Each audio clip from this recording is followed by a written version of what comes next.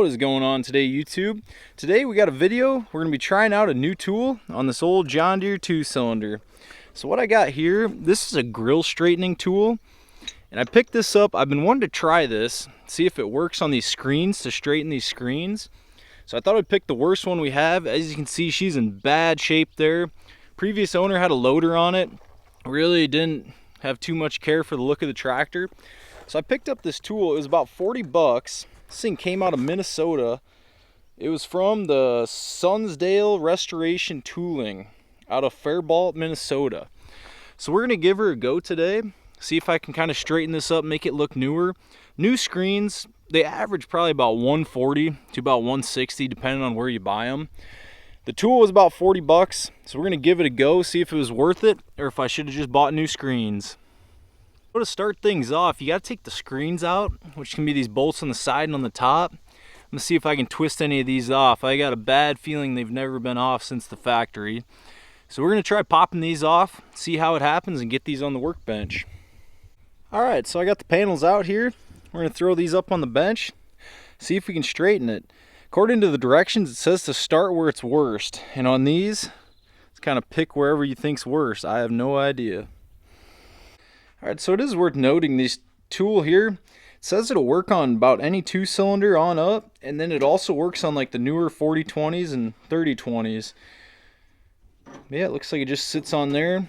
Our little die pushes in there and straightens her out, so let's see what happens. All right, guys, so I'm no body expert, but we're gonna try this out, see if we can get this to work. I'm gonna try going right here in the middle, start straightening these out.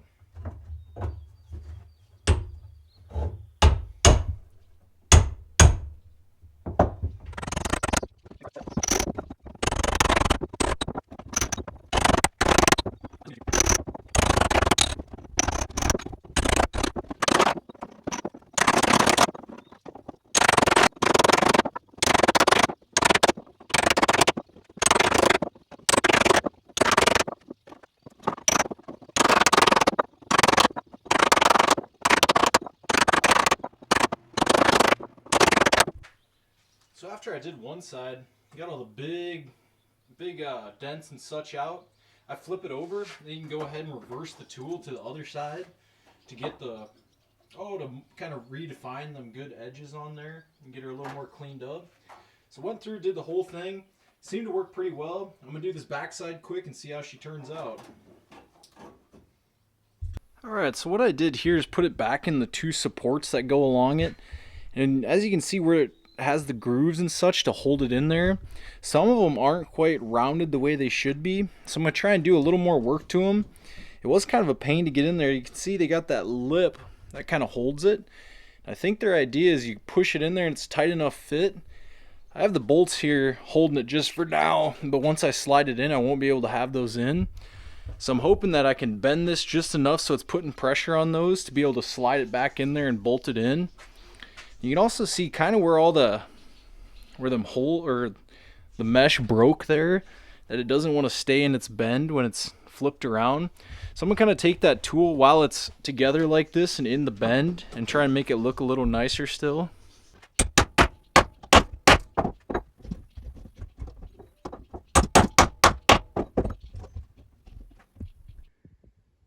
One cool fact about why John Deere went away from these original screens on like the A's is a lot of farmers were complaining of too much trash getting through there and plugging up the radiators. So that's why they went to the finer ones like that the next series up.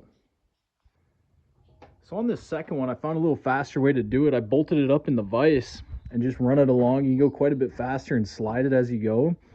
Another thing I found too is if you don't hit it into formation right away and just kind of take your time with it, you prevent the little stress cracks that last one got. Like something like a crack like that other one had a bunch of cracks, and I found if I just go slow with it and go over it more times and straighten it, it kind of prevents those stress cracks and gets her bent into formation a little better. All right guys, so I got them finally put back in there. They were kind of a pain to fight to get them to all line back up, because once that metal is bent and you bend it back, it gets a little stretched. But I definitely think it turned out good for what we started with. Definitely could have been worse. I don't know, there's still kind of all them stress cracks. I guess, I don't know, this probably tool would work the best if you had just small little dents like some of the other tractors. This one, these screens were in horrible shape when we started. So all in all, I think I'd recommend this tool if you like old tractors, fixing them up, especially if you don't want to buy new screens, if you like keeping it in its original paint or something like that. But I think if you're doing a full restore, definitely buy new ones, because you're not going to get all the imperfections out of the screens, as you can see here. It definitely straightened it up though a lot better than it was. And yeah, so let me know what you guys think of how it turned out. Is it worth having? I think so. You can see like this one here, this is kind of a weak spot on these 60s and 70s like that, where they like to break.